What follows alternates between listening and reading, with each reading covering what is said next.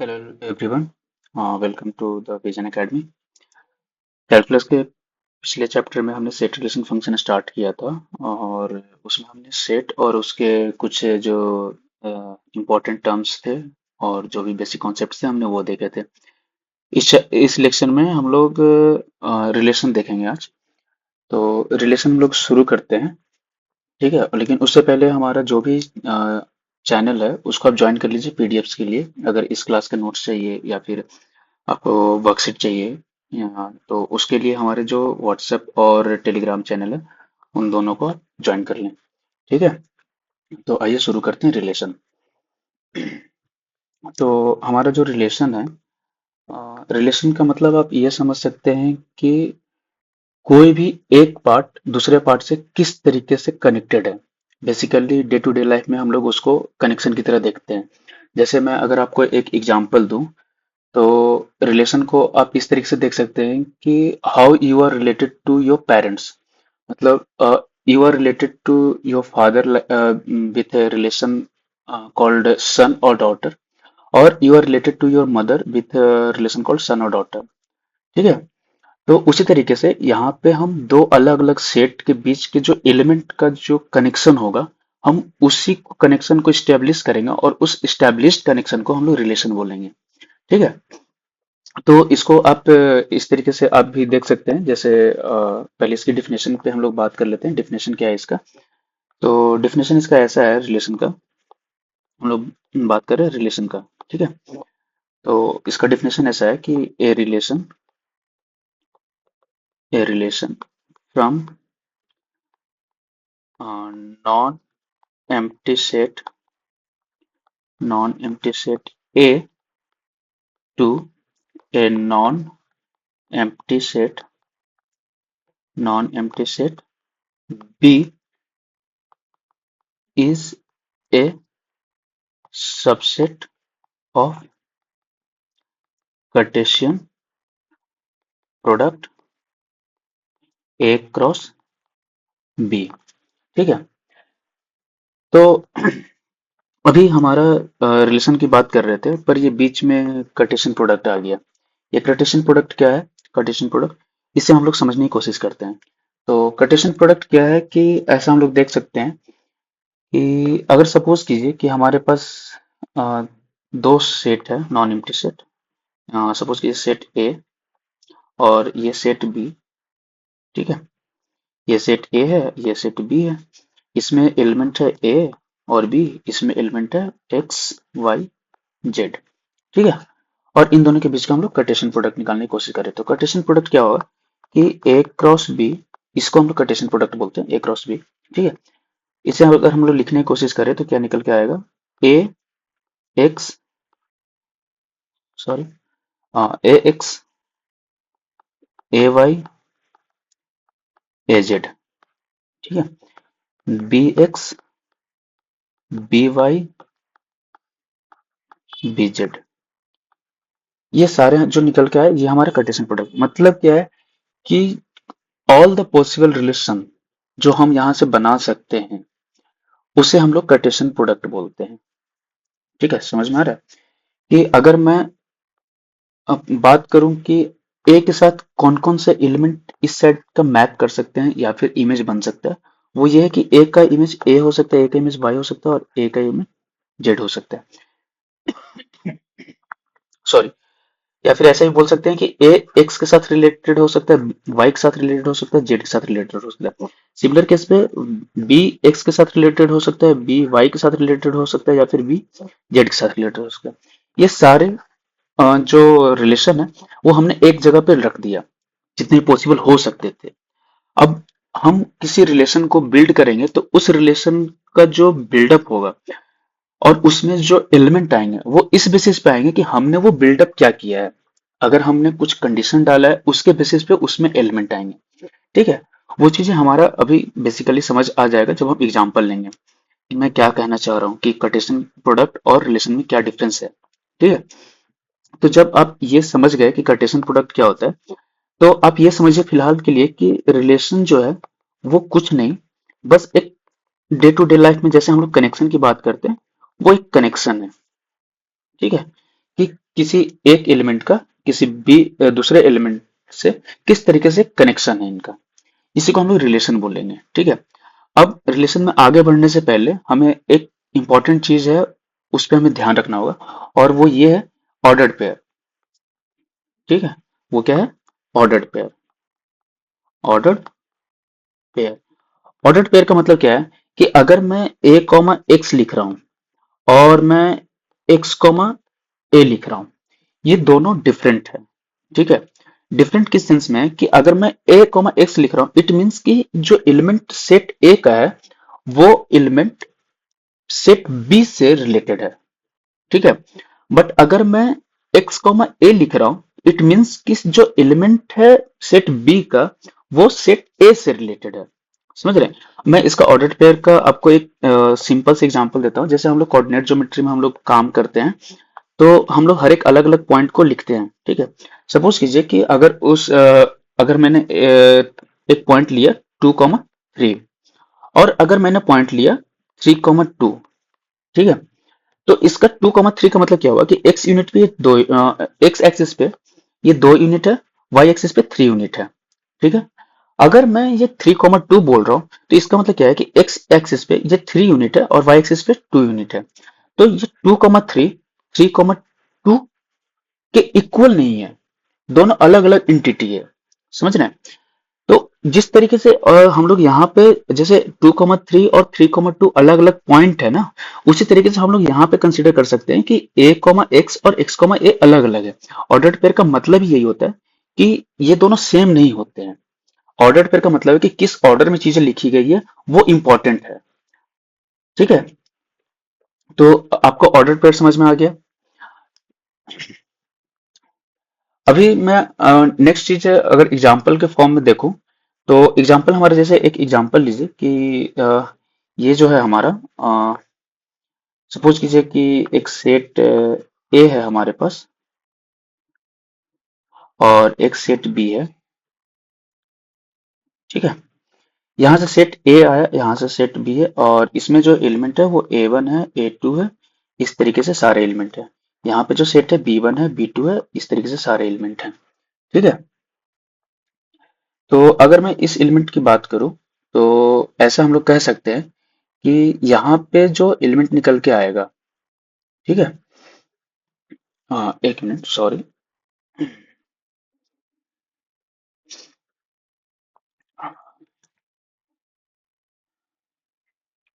हाँ, तो हम लोग बात कर रहे थे दो अलग अलग सेट का। ठीक है, रिलेशन और कनेक्शन की। तो हमारे पास जो सेट है ए और सेट बी, तो सेट ए में हमारे पास A1 A2 एलिमेंट है, सेट बी में हमारे पास B1 B2 एलिमेंट है। ठीक है। तो यहाँ से जो हमारा ये अगर मैं कुछ रिलेशन डिफाइन करूं, सपोज करो कि ये मैंने कुछ रिलेशन डिफाइन किया, तो यहाँ से जो रिलेशन निकल के आएगा A1 B1, सपोज करो कि हमारा रिलेशन कुछ ऐसा निकल के आ रहा है A1 B1, और इसमें और भी एलिमेंट आ रहे हैं। ठीक है। तो इसमें हमें दो पॉइंट, सॉरी, किधर गया ना, इसमें हमें दो पॉइंट ध्यान रखना है कि जो पहला एलिमेंट है ये तो हमारा एलिमेंट सेट ए का है, दूसरा एलिमेंट है वो सेट बी का है, और ये ऑर्डर ऑर्डर तरीके से लिखा हुआ है, इसलिए इसे हम ऑर्डर पेयर कहते हैं। तो जो सेकंड एलिमेंट जो आएगा वो हमारा इमेज कहलाएगा। ठीक है। इमेज कहलाएगा किसका? A1 का। Image of A1। ठीक है। फर्स्ट एलिमेंट का इमेज कहलाएगा सेकंड एलिमेंट। इस चीज को आप ध्यान रखें। समझ आ रहा है? तो अभी मैं इसकी अगर बात करूं, तो ये हमारे पास हो गया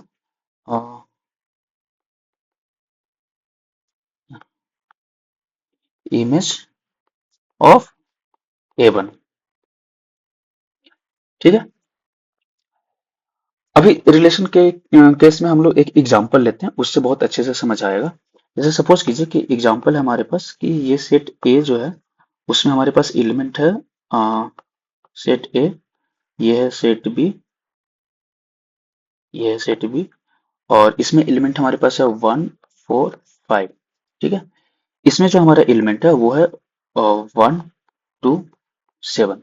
ये दो अलग अलग सेट है, नॉन एम्प्टी सेट। ठीक है। और मैंने इसमें डिफाइन किया एलिमेंट इस तरीके से कि सपोज करो कि मैं आर को लिख रहा हूँ, जो डिफाइन करना है हमें, R is equal to set of set of ordered pair ordered pair in which ordered pair in which first element जो होगा, first element is less than the second element। ठीक है, ये हमारे रिलेशन हमने डिफाइन किया। मतलब रिलेशन हम किस तरीके से डिफाइन कर रहे हैं कि जो फर्स्ट एलिमेंट हमारा जो आर में आएगा, जो हमारा जो आर का जो सारे एलिमेंट आएंगे, उसमें जो फर्स्ट एलिमेंट होगा वो सेकंड एलिमेंट से लेस देन होगा। मतलब अगर मैं इमेज वाले तरीके से अगर आपको समझाना चाहूं, तो फर्स्ट एलिमेंट जैसे है हमारा, तो वन का इमेज जो निकल के आएगा वो क्या आएगा, वन का इमेज निकल के आएगा two, two one is less than two and one is less than seven. ठीक है, इसी तरीके से अगर मैं फोर का इमेज निकालना चाहूं, ठीक है, तो फोर का इमेज हमारे पास आएगा सिर्फ और सिर्फ सेवन। ठीक है, सेम तरीके से अगर मैं फाइव का इमेज निकालूं, अगर मैं फाइव का इमेज निकालूं तो इसका इमेज भी क्या आएगा, सेवन। ठीक है, क्योंकि one is less than two and seven, four is less than only seven and five is less than only seven. तो इसमें जो एलिमेंट निकल के आएंगे हमारे पास, वो एलिमेंट कौन से आएंगे, इसका अगर मैं सॉल्यूशन अगर बोलूं तो आर क्या निकल के आएगा, आर आएगा हमारे पास one comma two, one comma seven. ठीक है, सेकंड जो आएगा वो आएगा फोर कॉमा सेवन, और लास्ट आएगा फाइव कॉमा सेवन। ये हमारे इस रिलेशन जो हमने रिलेशन डिफाइन किया है, जो हमने ये रिलेशन डिफाइन किया है, इस रिलेशन के एलिमेंट हो गए। रिलेशन का डेफिनेशन क्या था, first element is less then second element. ठीक है, तो ये जो हमने निकाला ना, ये जो तरीका जो हमने लिखा, ये तरीका लिखा, इसे हम लोग बोलते हैं रोस्टर फॉर्म। क्या बोलते हैं, रोस्टर फॉर्म। तो इसको हम लोग लिख लेते हैं, इस तरीके को हम लोग बोलते हैं रोस्टर फॉर्म। रोस्टर फॉर्म क्या होता है कि हम लोग सारा का सारा जो भी एलिमेंट है, ठीक है, उसको एक्सप्लिसिटली हम लोग सारे एलिमेंट को लिखते हैं, एक भी एलिमेंट छोड़ते नहीं है। जो भी रिलेशन का पार्ट होगा, जो भी रिलेशन का एलिमेंट होगा, उस सारे एलिमेंट को हम लोग एक एक करके सबको लिखेंगे। ठीक है, ये हम लोग हो गया रोस्टर फॉर्म। इसी का एक सेकंड पार्ट निकल के आता है जिसको हम लोग बोलते हैं सेट बिल्डर फॉर्म। ठीक है, सेट बिल्डर फॉर्म में क्या होता है कि हम लोग या तो उसे लैंग्वेज के फॉर्म में लिख देते हैं, या फिर कोई मैथमेटिकल एक्सप्रेशन के फॉर्म में लिख देते हैं। ठीक है, अगर मैं इसी रिलेशन को, जो हमने ये रिलेशन बनाया है और ये रोस्टर फॉर्म लिखा है, इसी को अगर मैं मुझे सेट बिल्डर फॉर्म में लिखना होगा, तो सेट बिल्डर फॉर्म में लिखने के लिए मुझे क्या करना होगा कि इससे इस तरीके से लिखा जा सकता है कि R is equal to X comma Y. ठीक है, ये हमारा सेट का आर का एलिमेंट हो गया, सच दैट, अब कंडीशन लगाएंगे। कंडीशन क्या है कि x belongs to A, y belongs to B and x should be less than y। ये जो कंडीशन हमारा निकल के आया, ये जो कंडीशन निकल के आया, इसे हम लोग बोलते हैं, ये जो पूरा एलिमेंट लिख के हमने आया, मतलब r is equal to X Y such that x belongs to a, y belongs to b and x is less than y। ये हो गया हमारा सेट बिल्डर फॉर्म। हमने एक ही लाइन में इन सारे एलिमेंट को समराइज कर दिया। ठीक है, और इसे हम लोग देखो कि लैंग्वेज के फॉर्म में भी लिख सकते हैं, जैसे हमने ये लिख रखा है, ये जो क्वेश्चन दे रखा है, ठीक है, लैंग्वेज के फॉर्म में लिख सकते हैं, या फिर ये मैथमेटिकल एक्सप्रेशन के फॉर्म में लिख सकते हैं। इसी को हम लोग बोलते हैं सेट बिल्डर फॉर्म।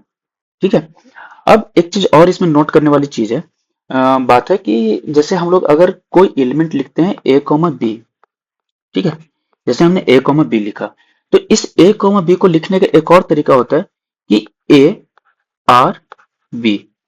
ठीक है, इसका क्या मतलब हुआ कि हमने जो रिलेशन डिफाइन किया ना, उन दोनों के बीच में हम लोग बता रहे हैं कि A is related to B with relation defined above, जो हमने ऊपर में जो रिलेशन डिफिनेशन जो हमने डिफाइन किया है। ठीक है, तो इस तरीके से हमें ये सेट के सारे बेसिक चीज हो गए। अब मैं इसी में ये सेट का जो डेफिनेशन था, जो बेसिक कॉन्सेप्ट था और कार्टेशियन प्रोडक्ट का जो समझ था, वो मैं आपको समझाया। अगर इसमें कुछ प्रॉब्लम होता है तो आप बताना। अभी मैं इसके आगे चलते हैं। नेक्स्ट पार्ट हम लोग इसका देखेंगे डोमेन, कि किसी रिलेशन का डोमेन क्या होता है।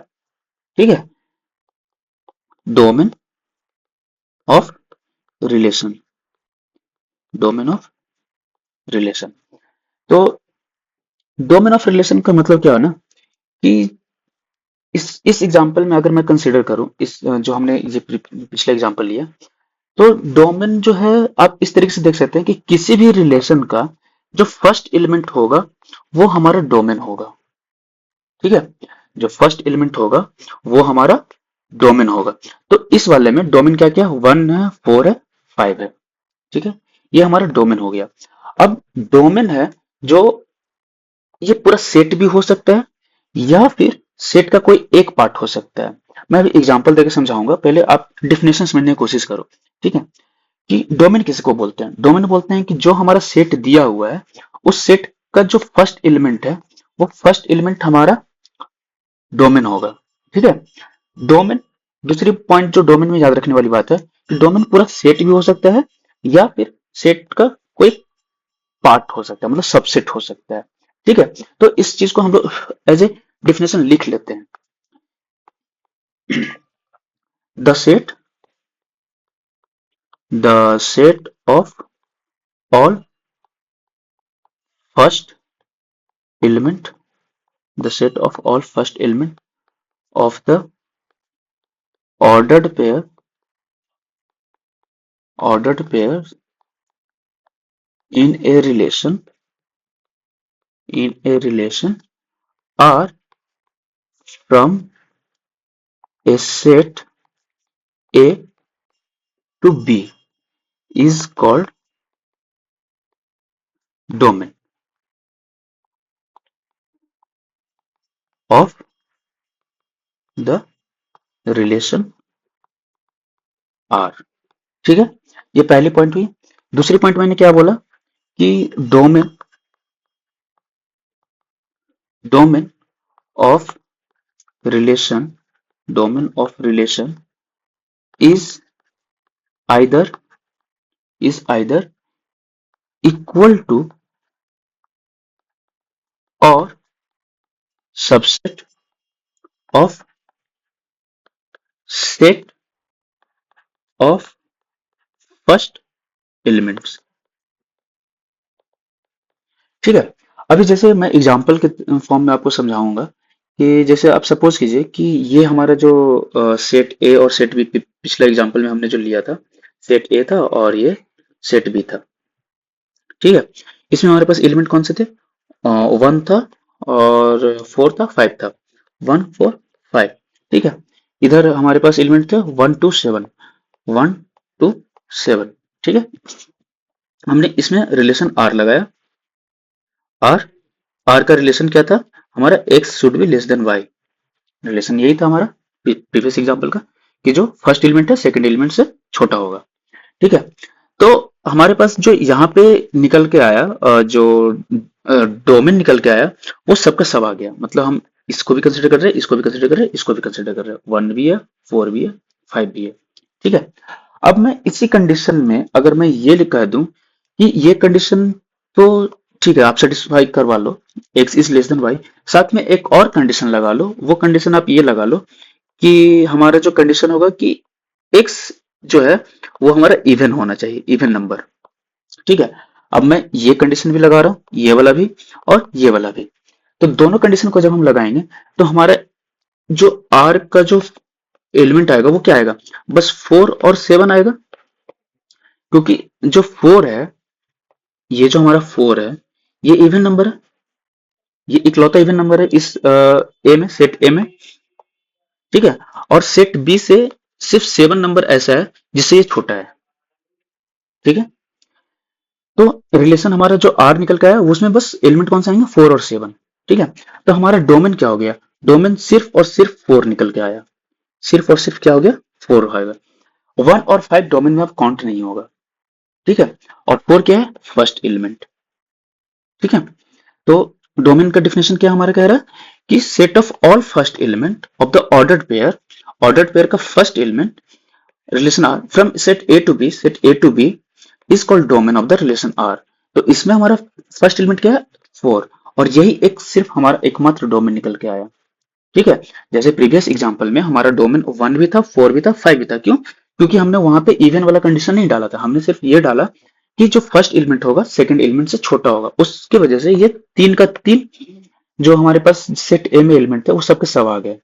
ठीक है, और अब यहां से देखिए ये जो सेट है, ये जो 4 है, ये सेट ए का सबसेट हो गया, एक ही एलिमेंट पकड़ा हमने। अब अगर हम ये जो पूरा का पूरा सेट, ये वाला जो प्रीवियस एग्जांपल जो हमने लिया था, इसमें हमारे पास जो डोमेन है वो सारे आ गए थे, 1 भी आ गया था, 4 भी आ गया था, 5 भी आ गया था। ठीक है, तो इसमें क्या हो गया कि सारे के सारे एलिमेंट आ गए। तो जो डोमेन है हमारा वो इक्वल टू भी हो सकता है या फिर एक सबसेट भी हो सकता है। वही हमने सेकंड लाइन में आपको समझाया कि domain of relation is either equal to और subset of set of the first elements. जो फर्स्ट एलिमेंट का जो सेट है उसका सबसेट हो सकता है या वो सेम टू सेम हो सकता है। ठीक है, अगर डोमेन समझ में आ गया तो हम लोग इसका नेक्स्ट पार्ट पे मूव करते हैं, वो है रेंज और कोडोमेन। ठीक है, तो इसमें हमारा जो नेक्स्ट पार्ट है वो है कि range and codomain of relation, range and codomain of relation. ठीक है, जो रेंज होगा हमारा, अब इस चीज को समझिए, इस एग्जांपल में समझिए, पहले पहले एग्जांपल समझ लेते हैं फिर डिफिनेशन आपको लिख देंगे। तो जो रेंज होगा हमारा, जैसे हमारा इस एग्जांपल को पकड़ के चलिए, इस एग्जांपल में हमने क्या लिया कि first element is less then second element. इसके वजह से हमारे पास जो बी का जो है, बी वाले सेट में उसका सिर्फ 2 और 7 ही आ पाया हमारे पास आंसर, ये 2 7 7 7। इसके अलावा जो 1 है ये नहीं आया, ये 1 है ये नहीं आ पाया। ठीक है, हमारे पास क्या है 2 और 7। तो जो हमारा रेंज होगा ना, वो रेंज ये होगा कि जो ऑर्डर्ड पेयर है, ऑर्डर्ड पेयर का जो सेकंड एलिमेंट का जो सेट निकल के आएगा, ये हमारा रेंज निकल के आएगा। ठीक है, जो कि हमारा क्या निकल के आ रहा है 2 और 7। ठीक है, ये जो सेट आया ये हमारा रेंज होगा। अब कोडोमेन क्या होगा, अब पहले आपने रेंज समझ लिया। ठीक है, एक एक चीज और आप देख लो कि अगर मैं इस कंडीशन, ये जो हमारा सेट है, ये जो सेट है, इस सेट में अगर मैं, जैसे हमारे पास एक ये था सेट ए और सेट बी। ठीक है, आर, इसमें हमारा कंडीशन क्या था, X is less than Y. ठीक है, इसमें हमारे पास था 1 4 और 1 2 और क्या था 1 1 4 5 और 1 2 7, 1 2 7। ठीक है, तो जो हमारा कंडीशन था इसके अकॉर्डिंग हमारे पास जो रेंज निकल के आया था वो रेंज था हमारा, रिलेशन जो था वो था हमारे पास 1 2 1 7 और 4 7 और 5 7। ठीक है, ये सारे रिलेशन निकल गया है। अब अगर सपोज करो कि मैं इस रिलेशन में जो एक कंडीशन था X is less than Y, एक कंडीशन और ऐड कर दूं कि ऐसा नहीं है, इक्वल टू भी आप ले सकते हो। ठीक है, इक्वल टू भी आप ले सकते हो। तो इस केस में हमारा क्या निकल के आएगा कि जो ये जो 1 जो बच रहा था ना, ये जो हमारे पास ये जो इमेज बच रहा था वो इसके साथ अब मैप हो जाएगा। क्यों? क्योंकि 1, ये 1 और ये 1 दोनों सेम है। ठीक है, तो यहां से हमारे पास जो सपोज करो R1 जो हमने निकाला, R1 को हमने क्या बोला, x1 is less than equal to y। तो इसका जो एलिमेंट निकल के आएगा वो क्या निकल के आएगा, 1 1 और 1 2 1 7। फिर आपका आएगा नेक्स्ट जो एलिमेंट है वो है 4 7 और 5 7। ठीक है, तो यहाँ पे हमारे पास जो रेंज निकल के आया वो 1 भी आया, 2 भी आया, 7 भी आया। इस जो सेकंड पार्ट में देखिए 1 2 7 7 7, लेकिन ऊपर वाले में सिर्फ 2 7 7 7 था। तो जो सेकंड एलिमेंट है वो हमारा रेंज बताएगा, ऑर्डर्ड पेयर का जो सेकंड एलिमेंट है वो हमारा रेंज बताएगा। और रेंज जो है सेट बी का पूरा भी हो सकता है या फिर एक सबसेट भी हो सकता है। जैसे इस वाले पार्ट में हमारा सिर्फ यही आया रेंज, लेकिन इस पार्ट में हमारा रेंज ये पूरा का पूरा है। ठीक है, ये चीज समझ आ रहा है? तो इसी चीज को हम लोग क्या बोलते हैं, और जो कोडोमेन है हमारा, अगर हम कोडोमेन की बात करें तो कोडोमेन हमारा सेट बी पूरा का पूरा, हम लोग सेट बी को हम लोग कोडोमेन बोलते हैं। ठीक है, तो यहां से हमारे पास क्या आया कि जो रेंज होगा वो रेंज जो होगा वो कोडोमेन का इक्वल भी हो सकता है या फिर सबसेट भी हो सकता है। किसका? कोडोमेन का। ठीक है, ये चीज क्लियर हो गया। तो आइए इसका डिफिनेशन लिख लेते हैं, कि जो भी डिफिनेशन है हमारे पास वो सारे डिफिनेशन लिख लेते हैं। सबसे पहले सेट का रेंज का लिखते हैं कि रेंज क्या है? The set of all second elements in relation R from set A to B is called range of relation R. ठीक है, सेकंड चीज क्या था? कोडोमेन।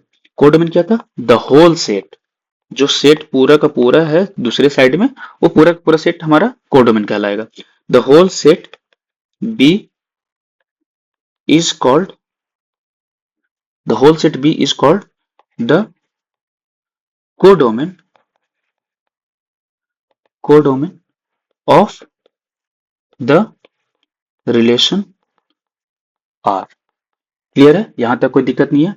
जो थर्ड पॉइंट हमने बोला था वो ये बोला था कि कोडोमेन सबसेट भी, मतलब सॉरी, रेंज जो है कोडोमेन का, या फिर जो सबसेट जो सेट है अपना, क्योंकि सेट पी पूरा का पूरा ही कोडोमेन कहलाता है। ठीक है, तो जो हमारा कोड रेंज जो है वो कोडोमेन का सबसेट भी हो सकता है या फिर कोडोमेन का पूरा पार्ट भी हो सकता है। जैसे इस वाले में हमारा पूरा पार्ट है, इस वाले में सबसेट है। इस वाले में क्या है? 1 to 7 सारे आ गए, इस वाले में सिर्फ 2 और 7 आए। ठीक है, तो ये वाला पॉइंट भी हम लोग लिख लेते हैं। थर्ड पॉइंट क्या है? Range is either equal to और subset of set of second elements.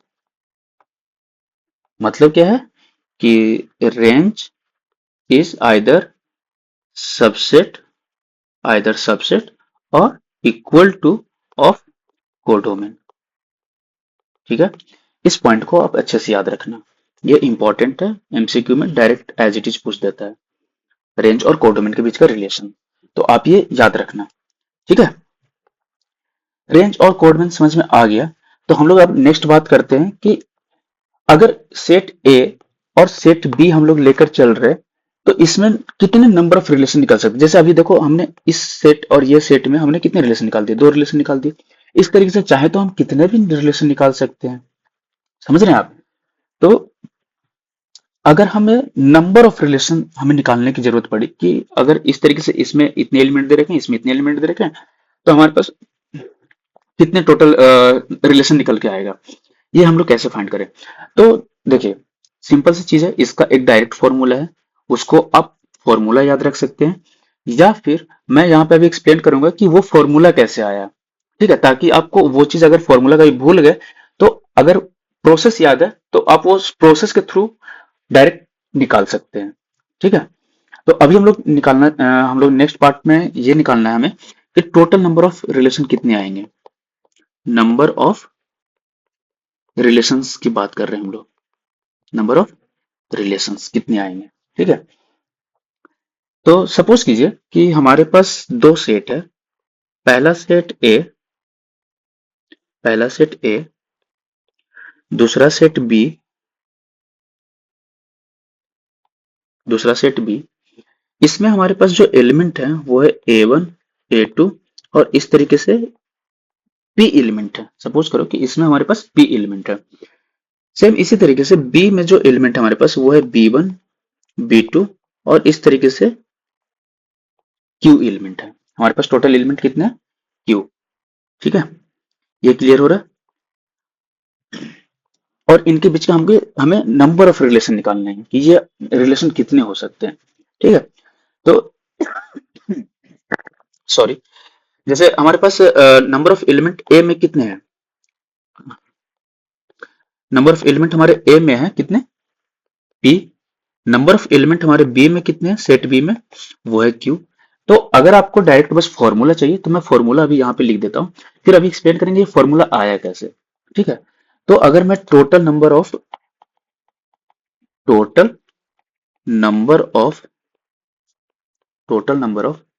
Relation total number of relation की अगर बात करें तो वो हमारे पास आता है 2 to the power P Q.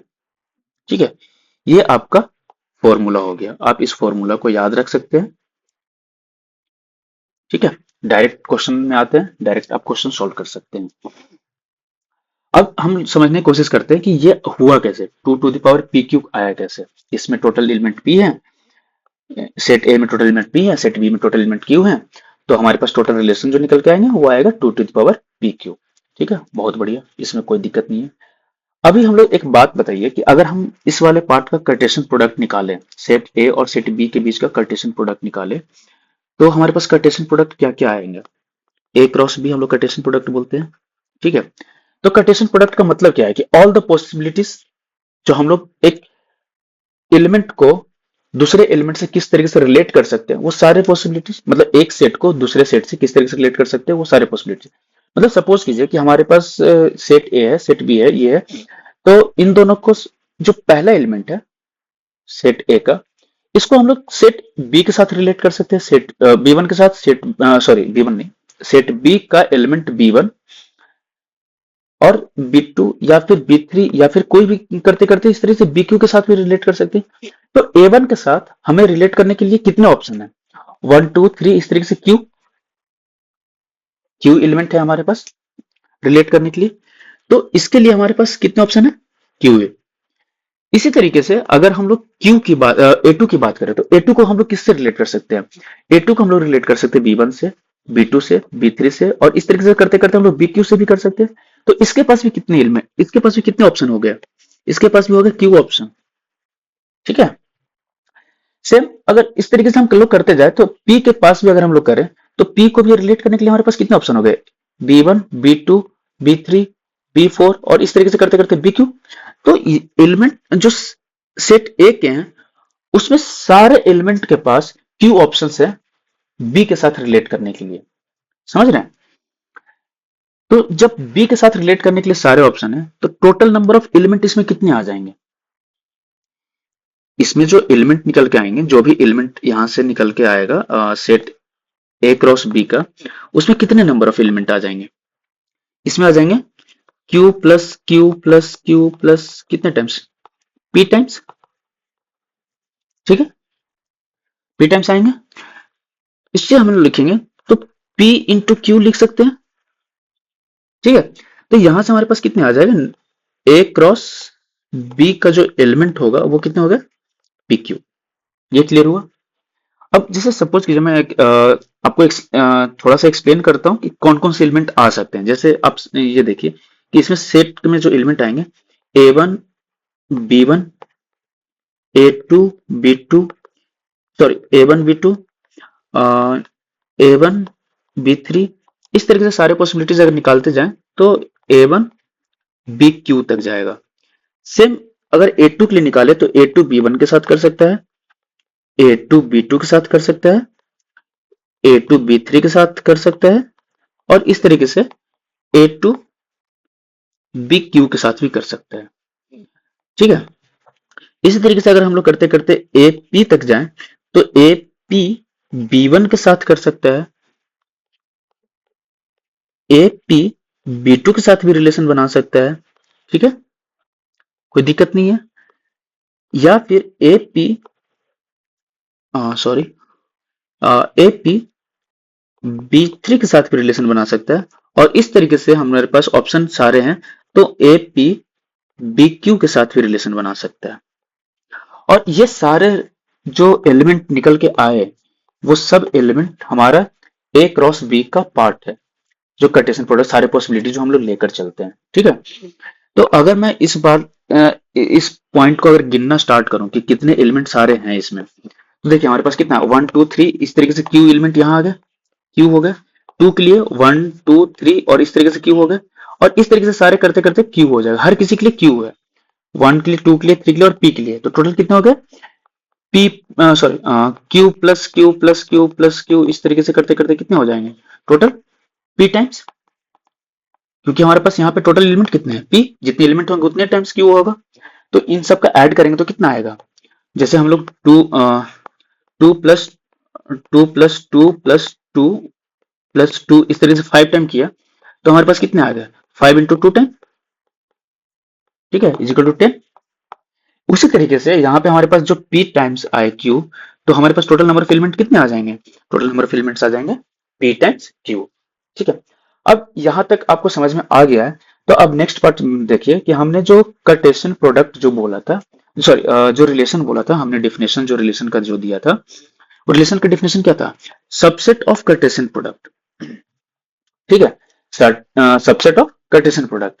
तो जो सबसेट होगा, तो सबसेट का मतलब क्या है कि अगर कोई सेट है, उस सेट का एलिमेंट सबसेट में जा भी सकता है, नहीं भी जा सकता है, ठीक है। जैसे अभी मैं एग्जांपल अगर दूं, तो ये हमारे पास क्या था, ये सेट था, ठीक, 1 2 7, रेंज में इस वाले पार्ट में सिर्फ 2 और 7 है, 2 और 7 है, तो ये 1 वाला पार्ट तो नहीं आया ना, ये जो 1 वाला पार्ट है ये तो नहीं आया था इस रिलेशन में। तो इसके पास ऑप्शंस है कि जो रिलेशन बनेगा उसमें ये जा सकता है, ये नहीं जा सकता है। इसके पास कितने ऑप्शन है, 2 ऑप्शन है, जाने का, नहीं जाने का। जैसे इस वाले रिलेशन में ये नहीं गया, बट इस वाले रिलेशन में, ये जो रिलेशन है हमारे पास, इसमें ये गया, ठीक है। तो ये अपने ऊपर जो हम लोग रिलेशन रिलेशन जिस तरीके से फॉर्म करते हैं, ये उसके ऊपर ये डिसाइड होगा कि इसके पास ऑप्शन क्या निकल के आता है, आइदर जाने का आएगा या फिर नहीं जाने का आएगा। तो इससे हमें बस एक ही चीज समझना है कि हर एक एलिमेंट के पास 2 ऑप्शन है, या तो जाने का या तो नहीं जाने का। तो इस तरीके से अगर हम लोग देखें, तो इस एलिमेंट के पास भी क्या है, आइदर जाएगा या फिर नहीं जाएगा, जो नया सबसेट बनेगा, ठीक। इस वाले के पास जाने का, नहीं जाने का 2 ऑप्शन। इसी तरीके से सारे ऑप्शन जो है, सारे एलिमेंट के पास 2 ही ऑप्शन निकल के आएगा, या तो जाएगा या तो नहीं जाएगा, 2 ऑप्शन निकल के आएगा, ठीक है। तो जब 2 ही ऑप्शन निकल के आ रहे हैं, तो हमारे पास टोटल कितने नंबर ऑफ रिलेशन बन के आएंगे, नंबर ऑफ रिलेशन जो बन के आएंगे, ये आएगा इसके पास, यहां से 2 रिलेशन बन के आ सकते हैं कि एक एक रिलेशन ऐसा बना जिसमें ये गया, एक रिलेशन ऐसा बना जिसमें ये नहीं गया।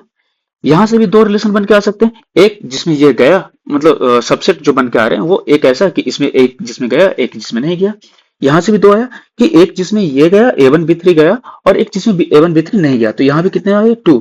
और इस तरीके से सारे एलिमेंट के पास कितने आ गए, 2 ऑप्शंस आ गए, कितने हैं, 2 ऑप्शंस, ठीक है। तो अगर मैं इसी को एक्सप्लेन करके अगर लिखना चाहूं, तो ऑल एलिमेंट्स है 2 ऑप्शंस, ठीक, आइदर टू इंक्लूड और एक्सक्लूड इन द सबसेट, ठीक है। तो टोटल नंबर ऑफ सबसेट कितना बनकर निकल के आएगा, टोटल नंबर ऑफ सबसेट कितना निकल के आएगा, हमारे पास आएगा 2 इंटू कितने times, P into Q times, ठीक है। P इंटू क्यू टाइम्स कितना क्यों आएगा, क्योंकि हमारे पास ये total P into Q times elements हैं, और हर एलिमेंट्स के पास 2 ऑप्शन निकल के आ रहे हैं, ठीक है। तो ये हमारे इतना नंबर ऑफ सबसेट निकल के आ जाएगा, ठीक है। तो अभी हमारे पास इसी चीज को अगर हम लोग लिखें, तो ये क्या निकल के आएगा, 2 टू द पावर PQ, ठीक है। हमारे पास ये क्या निकल के आया, 2 टू द पावर PQ, इतने नंबर ऑफ सबसेट। और रिलेशन क्या है हमारा, रिलेशन है हमारा कि PQ जो है हमारा जो रिलेशन है हमारा, वो ये कहता है कि relation is a subset of Cartesian product. तो जो भी हमारा रिलेशन निकल के आएगा, वो इस कार्टेशियन प्रोडक्ट का ही कोई सबसेट होगा। मतलब कुछ रिलेशन निकल के आया, उसमें से ये हो सकता है, ये हो सकता है, ये हो सकता है, या फिर एक ऐसा रिलेशन होगा जिसमें सारे ही हो सकते हैं। ठीक है, ये एक पॉसिबिलिटीज हो गया। या फिर एक ऐसा रिलेशन होगा जिसमें ये और इस तरीके से सारे आएंगे। समझ रहे हैं आप? तो कोई भी रिलेशन अगर निकल के आ रहा है, उसमें सिर्फ और सिर्फ यही आएगा। ठीक है, तो हमारे पास टोटल रिलेशन कितने, टोटल सबसेट कितने आ रहे हैं, 2 to the power P Q. और उन्हीं इतने सारे सबसेट में से कोई एक सबसेट जो है हमारा एक रिलेशन निकल के आएगा, हम लोग एक रिलेशन की तरह डिफाइन कर सकते हैं। फिर एक सबसेट को दूसरे रिलेशन की तरह डिफाइन कर सकते हैं, फिर एक सबसेट को तीसरे रिलेशन की तरह डिफाइन कर सकते हैं। तो हमारे पास टोटल रिलेशन कितने आ गए, जितने नंबर ऑफ सबसेट हैं। तो टोटल नंबर ऑफ सबसेट कितने हैं, 2 to the power P Q. और इसीलिए टोटल नंबर ऑफ रिलेशन कितना निकल के आ रहा है हमारा, 2 to the power P Q. समझ आया तो बहुत अच्छी बात है, नहीं समझ आया तो कोई बात नहीं, अब बस ये फॉर्मूला रट लो कि अगर इसमें p एलिमेंट है, इसमें q एलिमेंट है, तो टोटल नंबर ऑफ रिलेशन आएगा, वो आएगा 2 to the power p q। Example की तरह, अगर इसमें हमारे पास 3 एलिमेंट थे, इसमें हमारे पास 3 एलिमेंट थे, तो टोटल हमारे पास जो रिलेशन निकल के आएगा 2 to the power 3 into 3, that is equal to 2 to the power 9 relation possible है इसमें। ठीक है, बस इतना याद रख लो। ये समझ आया तो बहुत अच्छी बात, नहीं समझ आया तो कोई बात नहीं, बस ये याद रख लो, ये नहीं भूलना, आप ये रट लो। ठीक है, अब हम लोग एक एग्जाम्पल की तरह देख चलते हैं। हमारा एग्जाम्पल ये कहता है कि जैसे एक एग्जाम्पल हम लोग ले रहे हैं कि एक सेट है, सेट का एलिमेंट है हमारे पास 1 2 3 4 6। ठीक है, ये हमारा सेट है। हमने रिलेशन इस तरीके से डिफाइन किया कि let R be the relation, let R be the relation on A defined by defined by A comma B such that A comma B belongs to A. ठीक है, and A is exactly divisible by B। मतलब क्या है कि हमें दो set मिल गए। मतलब अगर कोई भी क्वेश्चन इस तरीके से आए, रिलेशन ऑन ए, तो इसका मतलब है कि एक रिलेशन ए है और एक रिलेशन ये जो बी होता है, ये बी की जगह पे भी ए ही है। ठीक है, एक ही रिलेशन को दो तरह से हम लोग देख रहे हैं, सॉरी एक ही सेट को दो तरह से हम लोग देख रहे हैं। मतलब डोमेन वाला पार्ट भी देख रहे हैं, को डोमेन वाला पार्ट भी देख रहे हैं। ठीक है, तो ये हमारा सॉल्यूशन अगर हम लोग इसका करना चाहें तो सॉल्यूशन क्या निकल के आएगा कि ये हमारा सेट है, ये सेट ए है और ये सेट हमारा ए ही है, जो हम लोग बी की तरह इसको कंसिडर करेंगे। ठीक है, ये भी सेट हमारा ए है। इसमें एलिमेंट हमारे पास कौन कौन से हैं, इसमें एलिमेंट है 1 2 3 4 और 6। ठीक है, इसमें भी हमारे पास एलिमेंट कौन से हैं, 1 2 3 4 और 6। अब हमारे पास जो रिलेशन है, ये जो रिलेशन हमारा जो बनाया गया है, वो रिलेशन हमारा क्या बोल रहा है कि इधर से अगर हमने कुछ भी एलिमेंट उठाया, सेट ए में से कुछ भी एलिमेंट उठाया, वो एलिमेंट जो मैपिंग चलेगी उसका इससे डिवाइड कर जाना चाहिए। सपोज कीजिए कि अगर मैंने 2 उठाया, तो इधर से मैं क्या उठा सकता हूँ, मतलब इस वाले पार्ट से मैं क्या उठा सकता हूँ, इधर से मैं सिर्फ 1 उठा सकता हूँ या फिर 2 उठा सकता हूँ। क्योंकि अगर मैंने 3 उठाया तो 3 2 को डिवाइड नहीं कर पाएगा। ठीक है, 4 जो है वो 2 को डिवाइड नहीं कर पाएगा, 6 जो है वो 2 को डिवाइड नहीं कर पाएगा। ठीक है, तो हमारे पास जो इस रिलेशन का जो एलिमेंट निकल के आएंगे, वो आर जो निकल के आएगा, वो आर कौन कौन से हो जाएंगे, वो हो जाएगा हमारे पास जैसे ये जो एलिमेंट 1 है, ये तो हर किसी को डिवाइड कर देगा। ठीक है, तो इसके लिए हम सारे एलिमेंट ले सकते हैं। ये जो 2 है, ये 2 सिर्फ 2 को डिवाइड करेगा और 4 को डिवाइड करेगा और 6 को करेगा। जो 3 है, 3 हमारे पास 3 को करेगा और 6 को करेगा। 4 जो है ये 4 को सिर्फ करेगा। जो 6 है वो सिर्फ 6 को डिवाइड करेगा। तो हमारे पास इस तरीके से सारे जो रिलेशन के जो एलिमेंट है, वो कौन से रोस्टर फॉर्म में अगर हम लोग लिखना चाहे तो कौन कौन से एलिमेंट आएंगे, वो एलिमेंट आएंगे 1 1 2 1 3,1, 4,1, 6,1। ठीक है। अब अगर मैंने इधर से 2 लिया तो इसके लिए कौन सा उठा सकता हूं मैं? 2,2 और 2,4। अगर मैंने 3 उठाया तो वो कौन सा ले सकता हूँ? 3,3। अच्छा, एक और 2,6 भी है। सॉरी, थोड़ा सा गड़बड़ हो गया ऑर्डर पेयर में। यहां से 4,2 और 6,2।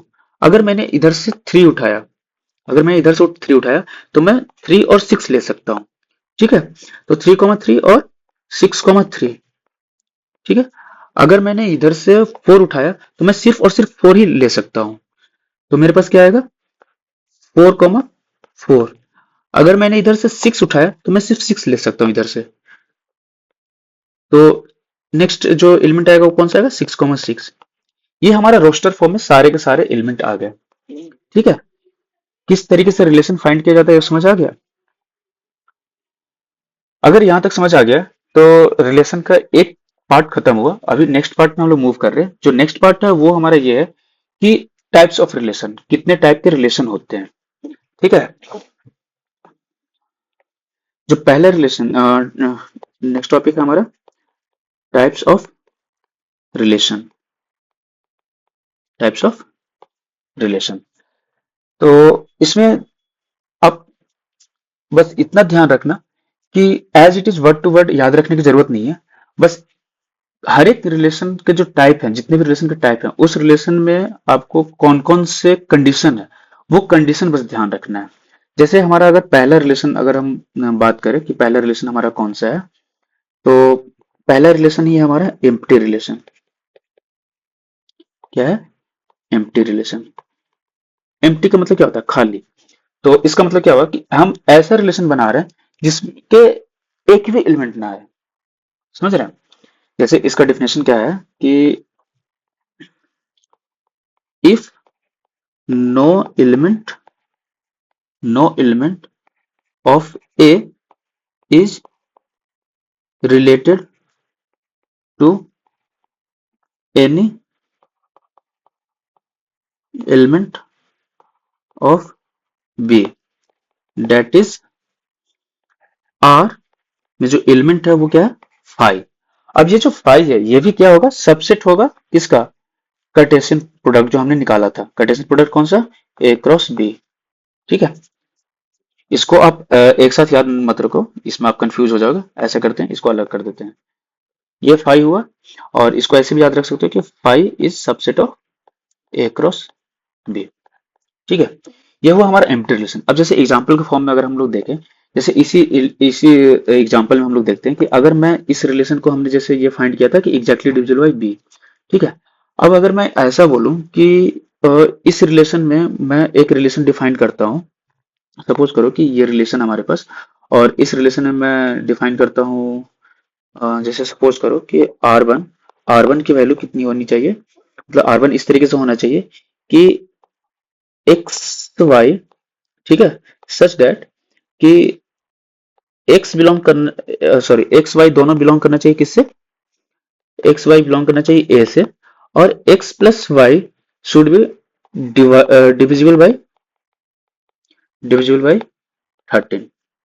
अगर मैंने कुछ ऐसा रिलेशन बना दिया तो इसमें से देखिए क्या आएगा। अगर मैं 1 + 1 करता हूं, ये कितना आएगा? 2 आएगा। ठीक है। ये 2 13 से डिविजिबल है क्या? नहीं है, तो ये पार्ट नहीं आएगा। सेम इस तरीके से अगर मैं कुछ भी कोशिश करूं, 6 + 6 भी कर लूं, तो ये मैक्सिमम 12 जा सकता है, जो कि 13 से डिवाइड नहीं होगा। ठीक है। तो इसकी वजह से हमारे जो R1 है इसमें क्या आएगा? कुछ नहीं आएगा। एक भी इमेज आएगा ही नहीं, एक भी, मतलब किसी भी इस पार्ट का इमेज इस वाले में बनेगा ही नहीं। क्योंकि इमेज बनने का मतलब है कि वो कंडीशन सेटिस्फाई होना चाहिए वाला। ठीक है। और वो कंडीशन बन नहीं रहा तो ये खाली है। ठीक है। और यही जो रिलेशन है जिसमें कुछ इमेज नहीं निकल के आता है, इसी को हम लोग बोलते हैं एम्प्टी सेट। क्या बोलते हैं? Empty set. ठीक है। अभी नेक्स्ट जो हमारा है, वो है हमारा सेकंड जो रिलेशन है वो है यूनिवर्सल से, यूनिवर्सल रिलेशन। सेकंड रिलेशन क्या है? Universal relation. Universal relation. अब ये क्या है कि जैसे हमारा एम्प्टी सेट में कुछ नहीं आया था ना, जैसे ये पूरा का पूरा खाली था, उसी तरीके से अगर यूनिवर्सल रिलेशन हमें बनाना है तो मैं कुछ ऐसा रिलेशन बनाऊंगा जिसमें इसके मतलब जो कार्टेशियन प्रोडक्ट के जितने पॉसिबल हो सकते हैं इमेजेस, मतलब जितने पॉसिबल कंडीशन है कार्टेशियन प्रोडक्ट जो बनेगा वो एज इट इज आ जाए। जैसे अगर मैं सपोज करो कि मैं ऐसा कंडीशन बनाता हूँ कि जैसे इधर आप सपोज करो कि मैं एक ऐसा रिलेशन बना दिया, रिलेशन R2, इधर R2 है R1 है, R2 is equal to X comma Y, ठीक है, such that x y belongs to A and x plus y is divided by 1, ठीक है। सपोज करो एक सिंपल सा रिलेशन इस तरीके से बना दिया, तो अभी मैं कोई भी एलिमेंट उठाऊं, जैसे मैं इस तरीके से अगर 1 + 1 भी उठाऊं तो ये 2 होगा, 2 ÷ 1 हो जाएगा। इसी तरीके से अगर मैं 1 + 3 भी उठा लूं तो 4 ÷ 1 हो जाएगा। तो कोई भी एलिमेंट इधर से उठाऊं, कोई भी एलिमेंट इधर से उठाऊं, वो सब के सब को ऐड करूं, उन सबको ऐड करूं तो वो सब का सब ÷ 1 हो जाएगा। क्यों? क्योंकि every number is divisible by 1, ठीक है। तो इसके वजह से क्या होगा कि सारे पॉसिबल इमेज हैं वो सारे पॉसिबल इमेज आ जाएंगे, 1 के साथ जो पॉसिबल इमेज है वो आ जाएंगे, 2 के साथ जो पॉसिबल इमेज है वो आ जाएंगे, और इसी तरीके से सारे नंबर का जो पॉसिबल इमेजेस है वो सब आ जाएंगे। और यही तो है हमारा कार्टेशियन प्रोडक्ट, ठीक है। तो इसी को हम लोग अगर लिखना, अगर डेफिनेशन के फॉर्म में लिखना चाहें तो क्या निकल के आएगा कि if each element if each element of A is related to every element of B, ठीक है, that is R is equal to A cross B ही हो गया। जो हमारा R था वो कार्टेशियन प्रोडक्ट ही हो गया। जैसे इसमें क्या है कि अगर मैं इस वाले कंडीशन इस वाले रिलेशन की बात करूं तो इस वाले रिलेशन के अकॉर्डिंग हमारा ये 1 का इसके साथ भी रिलेशन है, इसके साथ भी रिलेशन है, इसके साथ भी रिलेशन है, इसके साथ भी रिलेशन है, इसके साथ भी रिलेशन, और उसी तरीके से सारे एलिमेंट का रिलेशन सबके साथ है, ठीक है। तो हुआ क्या कि हर एक एलिमेंट इसके हर एक एलिमेंट से रिलेटेड है, ठीक है। और यही है हमारा यूनिवर्सल रिलेशन। जो नेक्स्ट हमारा जो रिलेशन है वो है हमारा identity relation, sorry inverse relation, ठीक है। जो तीसरा रिलेशन है हमारे पास वो है inverse relation. Inverse relation, inverse relation का मतलब आप ये समझो कि अगर मैंने कुछ रिलेशन बनाया, सपोज करो कि अगर मैंने कुछ रिलेशन बनाया ए से बी का, ठीक है, और उसको मैं आर कह रहा हूं, इसको मैं ए से बी के लिए रिलेशन आर कह रहा हूं, तो बी से ए के लिए जो रिलेशन होगा उसको मैं आर इनवर्स कहूंगा। सेम सेम रिलेशन को अगर मैं बी से ए की तरफ रिलेट करूं तो उसको मैं आर इनवर्स कहूंगा, ठीक है। अगर इसको डिफिनेशन के फॉर्म में अगर आपको लिखना है तो इस तरीके से लिख सकते हैं कि R be relation from A to B, ये जो हमारा आर है ये ए टू बी है, ठीक है, A to B, then inverse inverse of R written as R inverse, ठीक है, is a relation from B to A, ठीक है। इसे आर इनवर्स इस तरीके से लिखा जाता है कि मतलब आपने एक रिलेशन ऐसा बनाया जो, सपोज करो कि यहां से आप एग्जांपल ले लो कि इधर से सपोज करो कि ए दिया, इसके एलिमेंट ए हैं और इसके एलिमेंट एक्स हैं, तो आपने कुछ रिलेशन आर बनाया जिसका इमेज ए का इमेज एक्स पे जा रहा है, ठीक है। एक और एग्जांपल इसमें ऐसे ले सकते हैं कि एक्स और वाई दोनों है, ठीक है। तो आप ऐसा समझो कि जो एक का इमेज है वो एक्स पे जा रहा है, तो जब आर इनवर्स होगा ना तो एक्स का इमेज ए पे ही जाना चाहिए। ऐसा नहीं है कि एक्स का इमेज कहीं और चला गया, वो इनवर्स नहीं होगा। इनवर्स के लिए क्या है कि ए का इमेज अगर एक्स है तो इधर से एक्स का इमेज भी ए ही होना चाहिए। ठीक है, इसी को इनवर्स बोलते हैं। जो नेक्स्ट हमारा रिलेशन निकल के आ रहा है वो है फोर्थ टाइप ऑफ रिलेशन, और वो है हमारा आइडेंटिटी रिलेशन। क्या है? Identity relation. आइडेंटिटी रिलेशन, इसको हम लोग आईए से रिप्रेजेंट करते हैं। ठीक है। अब अगर इसका मैं डिफिनेशन के फॉर्म में लिखना चाहूं,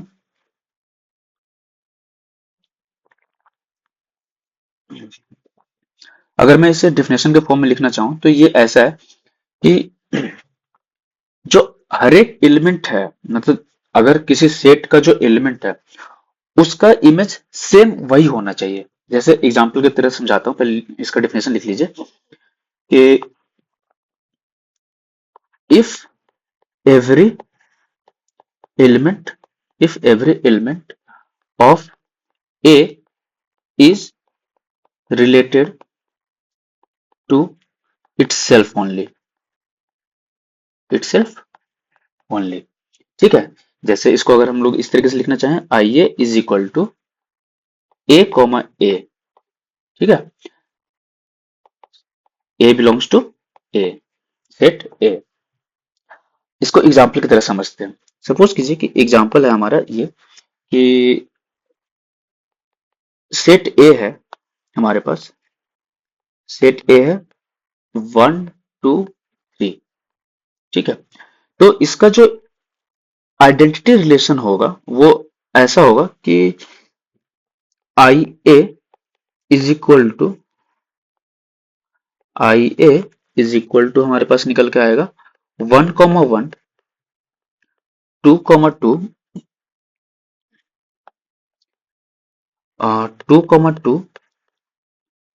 3 ये जो एलिमेंट निकल के आया, ये जो आई ए है, रिलेशन है, ये है हमारा आइडेंटिटी रिलेशन। अगर ये एलिमेंट 1 2 3 है, 1 2 3 में से किसी के लिए भी मिस हुआ, सेम नहीं हुआ, तो वो आइडेंटिटी रिलेशन नहीं होगा। जैसे अगर 1 2 3 हमारे पास है तो 1 का 1 होना चाहिए, 2 का 2 होना चाहिए, 3 का 3 होना चाहिए उस रिलेशन में, तभी वो आइडेंटिटी रिलेशन कहलाएगा। अगर सपोज कीजिए कि कुछ इस तरीके से हमने रिलेशन बनाया कि वो रिलेशन हमें कुछ इस तरीके से निकल के आ रहा है। सपोज कीजिए कि I1 निकल के आ रहा है 1 1 2 2 3 3 नहीं है इसमें। I2 निकल के आ रहा है हमारे पास, सपोज कीजिए कि 2 2 और 3 3, और I3 निकल के आ रहा है, सपोज कीजिए कि I3 निकल के आ रहा है हमारे पास 1 1 बस। ठीक है, तो ये जितने भी रिलेशन हैं हमारे पास, ये जितने भी रिलेशन हैं, ये रिलेशन हमारा आइडेंटिटी नहीं है।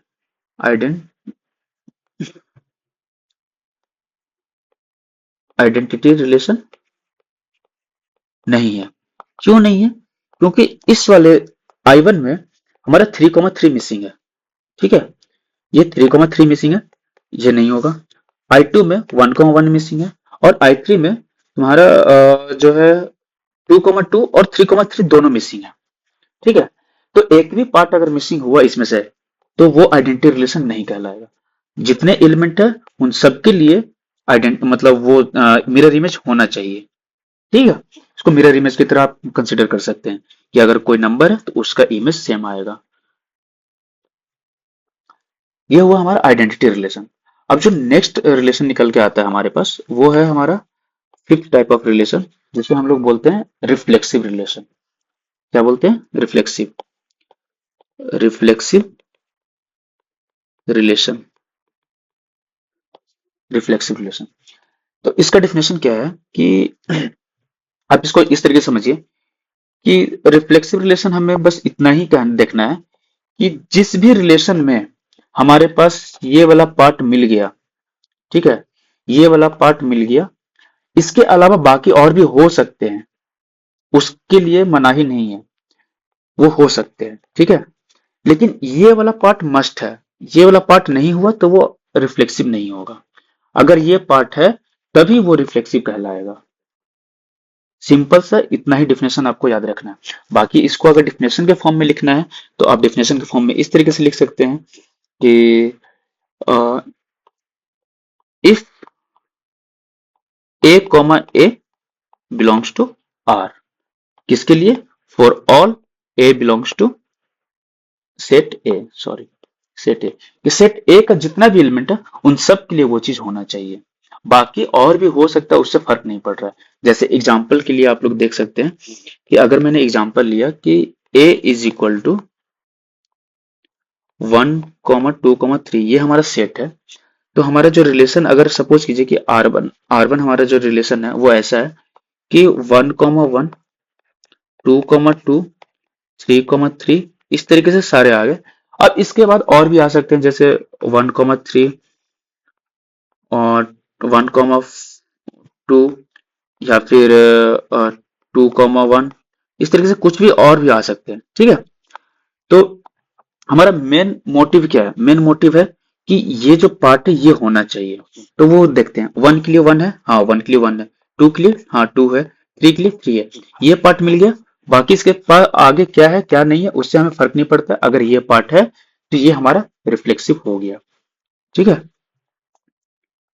ये पार्ट क्या है? रिफ्लेक्सिव। इसी में अगर अगर कुछ ऐसा हम लोग एग्जाम्पल ले लें, जैसे सपोज कीजिए कि R2 हम लोग ले रहे हैं इस तरीके से कि 1, 1 है और बाकी कुछ नहीं है, बस जस्ट 1, 3 है और 1, 2 है।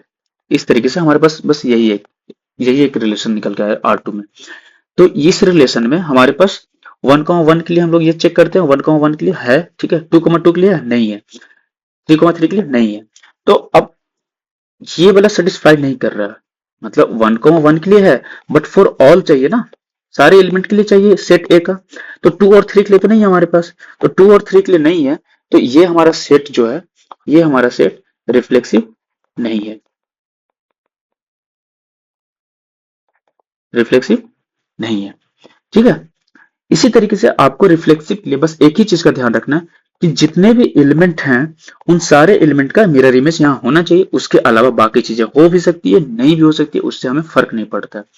अब इसी से हमें क्या पता चल रहा है कि जो हमारा आइडेंटिटी रिलेशन है, ये जो हमारा आइडेंटिटी रिलेशन है उसमें तो ऑलरेडी यही कंडीशन ही है कि हमारा मिरर इमेज ही होना चाहिए।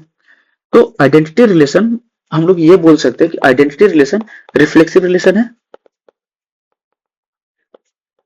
आइडेंटिटी रिलेशन हमारा रिफ्लेक्सिव रिलेशन है, क्योंकि जो हमें रिक्वायरमेंट है वो रिक्वायरमेंट तो पूरी करती है, उसके अलावा बाकी नहीं है, उससे हमें फर्क नहीं पड़ रहा।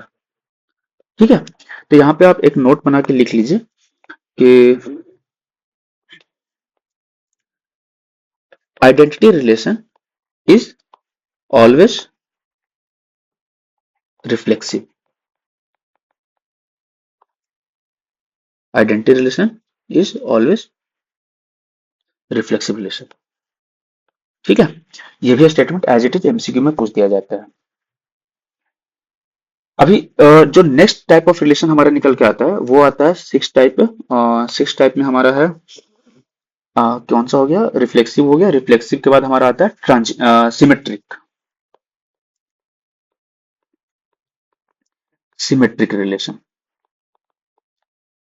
ठीक है, तो सिमेट्रिक रिलेशन में हमारा क्या है कि इसका कंडीशन इतना है कि अगर A1, A2 अगर रिलेशन में है तो इसे बाकी चीज से मतलब नहीं है, बाकी चीजें है कि नहीं है। A1, A2 अगर है तो A2, A1 भी होना चाहिए, बस इतना ही। मतलब बदले की भावना आप समझ सकते हैं कि अगर ये वाला पार्ट है तो दूसरे पार्ट भी होना चाहिए, अकेला नहीं छोड़ सकता। ठीक से समझ रहे हैं? तो इसको अगर हम लोग डिफिनेशन के फॉर्म में अगर हम लोग लिखे तो डिफिनेशन हमारा ये कहता है कि if A1, A2 belongs to R, then A2, A1 also belongs to R for all। इस बात को ध्यान देने वाला चीज है कि जितना भी A1, A2 उसमें इंक्लूड हुआ वो सब for all A1, A2 belongs to A। ठीक है, अब जैसे इसको एग्जाम्पल की तरह समझते हैं कि एग्जाम्पल अगर हम लोग लेकर चले, तो अगर सपोज कीजिए कि ए है, ये हमारा सेट ऑफ नेचुरल नंबर। जो हमारा सेट ए है वो क्या है, set of natural number. Set A है नेचुरल नंबर। अगर मैं एक रिलेशन डिफाइन करता हूं, relation R1 is equal to X comma Y such that such that x comma Y belongs to A and X plus Y is equal to 5। ये हमने relation define किया। तो अभी इतने सारे सेट ऑफ नेचुरल नंबर में से हमारे पास जो सेट निकल के आएगा, रिलेशन आर जो निकल के आएगा, वो क्या निकल के आएगा, आर वन की जो इसमें अगर मैं रोस्टर फॉर्म में लिखना चाहूं, तो आर वन के लिए क्या निकल के आएगा, 1,4, ये नेचुरल नंबर है, ठीक है। 2,3, 3,2 और 4,1, ये निकल के आएगा सारा। इसके अलावा कोई भी नंबर जो नेचुरल नंबर में है वो सम करके 5 नहीं ला सकता। बाकी इंटीजर चल में चले जाएं तो बहुत सारे नंबर आ जाएंगे, क्योंकि इंटीजर में आपका नेगेटिव नंबर्स भी इन्वॉल्व हो जाते हैं, ठीक है। तो अभी हम लोग किस पे बात कर रहे हैं, सिर्फ नेचुरल नंबर पे बात कर रहे हैं। तो नेचुरल नंबर पे अगर हम लोग बात कर रहे हैं तो इसके अलावा और कोई नंबर नहीं है जो सम करके 5 कर दे, ठीक है। तो अब इसको पहले देखते हैं कि कौन कौन से हैं। जैसे 1,4 कंडीशन सेटिस्फाई हो रहा है कि नहीं हो रहा है, पहले वो चेक कर लेते हैं। 1,4 एक्स वाई बिलोंग्स टू ए, मतलब 1 और 4 दोनों नेचुरल नंबर है, ठीक है।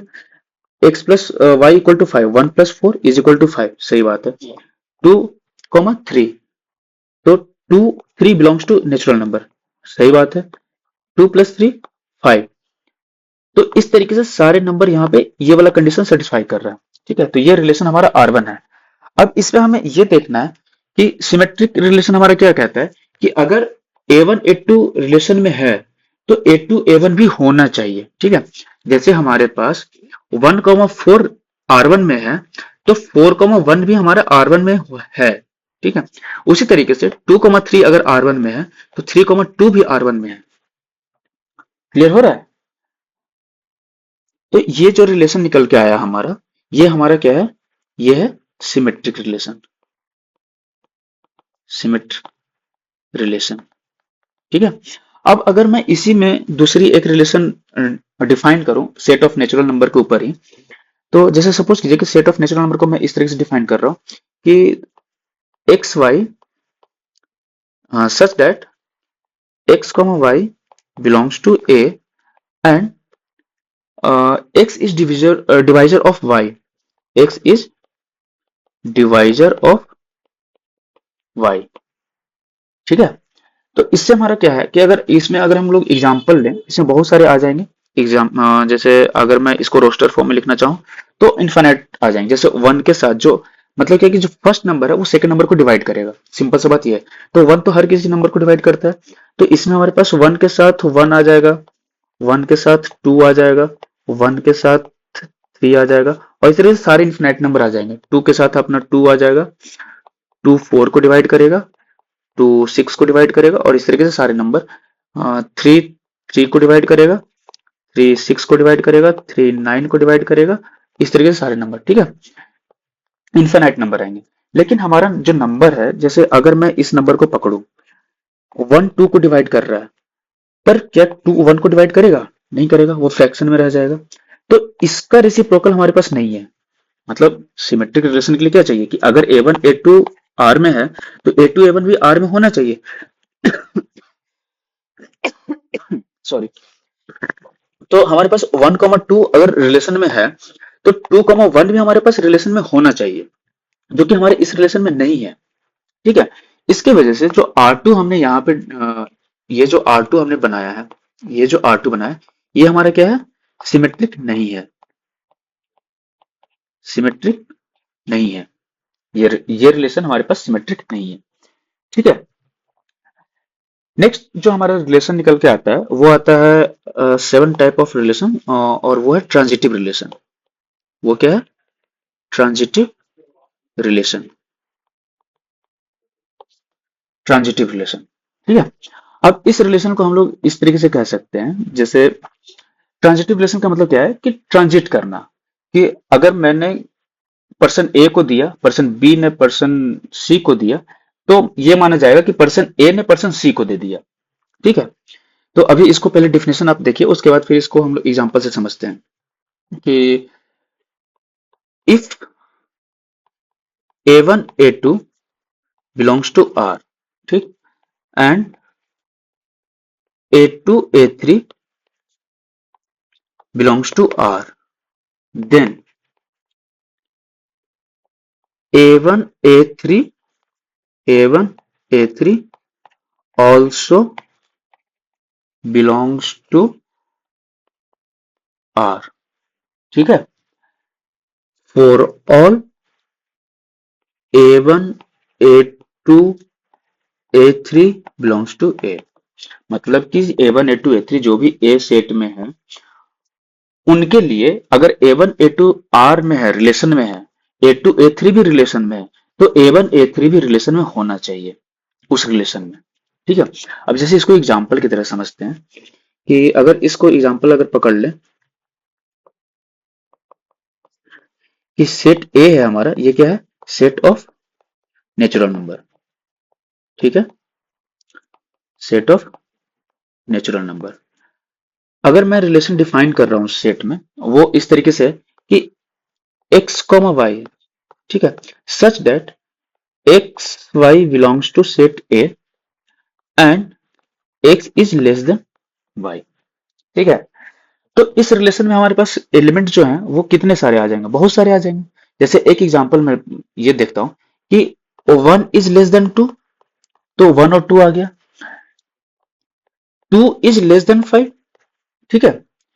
तो इस हिसाब से अगर देखा जाए कि A1 A2 belongs to R, A2 A3 belongs to R, तो 1,5 भी रिलेशन में होना चाहिए। जैसे 1,5 है कि नहीं, अब हम इसको चेक करते हैं, इस वाले पार्ट को चेक करते हैं। तो हमारा कंडीशन क्या कह रहा है, कंडीशन कह रहा है कि x y belongs to A, ठीक।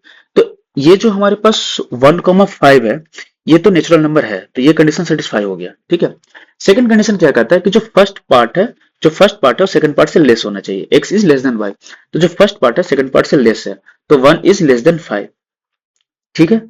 तो ये जो हमारे पास रिलेशन निकल के आया, ये तो सही बात है। इसमें और भी बहुत सारे रिलेशन निकल के आएंगे, वो सबके लिए आपको चेक करने की जरूरत नहीं है, क्योंकि ये कंडीशन ही उस तरीके से दिया हुआ है कि ये सेटिस्फाई करेगा, ठीक है।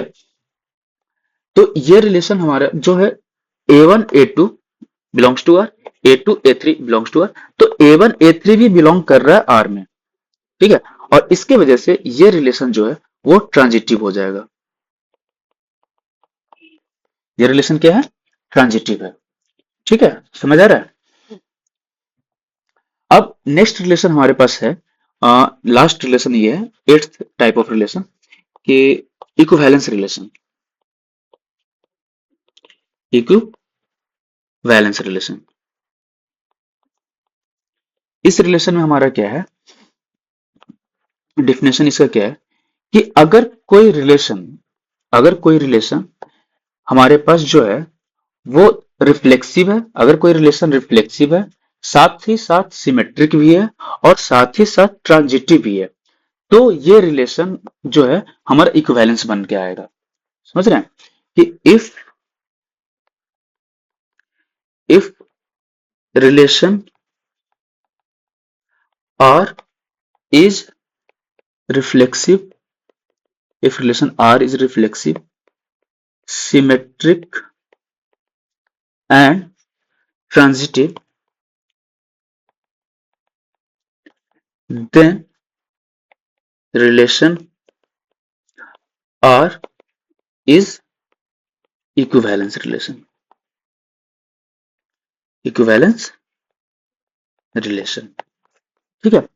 तो इक्विवेलेंस रिलेशन है कि नहीं, इसको जांचने के लिए आपको सिमेट्रिक चेक करना पड़ेगा, रिफ्लेक्सिव चेक करना पड़ेगा और ट्रांजिटिव चेक करना पड़ेगा, और तीनों एक साथ होगा तभी आप किसी भी रिलेशन को इक्विवेलेंस रिलेशन कह सकते हैं। और इसी के साथ हमारा जो रिलेशन टॉपिक है वो खत्म होता है, ठीक है। अब आप एक काम कर सकते हैं, 2 होमवर्क है, वो 2 होमवर्क आप कीजिए, ठीक है। उसके अलावा जितने भी क्वेश्चन आपको मिलते हैं रिलेशन से, उसको आप प्रैक्टिस कीजिए।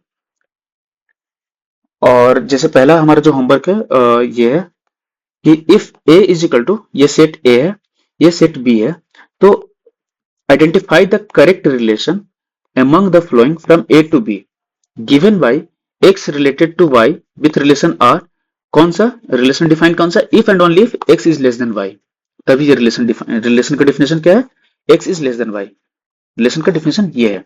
तो इनमें से कौन सा सही आंसर है, आप कमेंट सेक्शन में बताएं, सॉल्व करें इसको और कमेंट सेक्शन में बताएं कि इनमें से कौन सा सही ऑप्शन है। सेकंड जो क्वेश्चन है वो ये है कि द रिलेशन आर को इसमें लिखा हुआ है, जो रोस्टर फॉर्म होता है 1,1 2,2 3,3 1,2 2,3 1,3, ठीक है, ऑन सेट किस पे 1,2,3 पे, ठीक है। तो ये जो सेट हमारा दिया हुआ है वो कौन सा सेट, मतलब ये जो रिलेशन दिया हुआ है हमारा, ये रिलेशन कौन सा है, ट्रांजिटिव है, मतलब रिफ्लेक्सिव है, ट्रांजिटिव है पर सिमेट्रिक नहीं है, या फिर रिफ्लेक्सिव है सिमेट्रिक है बट ट्रांजिटिव नहीं है, या फिर सिमेट्रिक भी है ट्रांजिटिव भी है बट रिफ्लेक्सिव नहीं है, या फिर लास्ट ऑप्शन कि रिफ्लेक्सिव है बट ना ही सिमेट्रिक है और ना ही ट्रांजिटिव है। तो इन दोनों ऑप्शन को आप सोल्व करें और उसको कमेंट सेक्शन में बताएं। इसके अलावा जो भी आपको क्वेश्चन मिलते हैं रिलेशन से रिलेटेड उसको सोल्व करें। और प्रीवियस चैप्टर में जो प्रीवियस लेक्चर में जो होमवर्क मिले थे उसका सॉल्यूशन किसी ने अभी तक कमेंट सेक्शन में दिया नहीं है, तो मैं भी अभी उसको छोड़ रहा हूँ। जब आपको हो जाएगा, अगर किसी ने भी उसमें कमेंट किया कि इसका आंसर क्या है, तो मैं उसको नेक्स्ट लेक्चर में आपको उसका सॉल्यूशन दे दूंगा, ठीक है। बाकी लाइक करें, सब्सक्राइब करें। Thank you.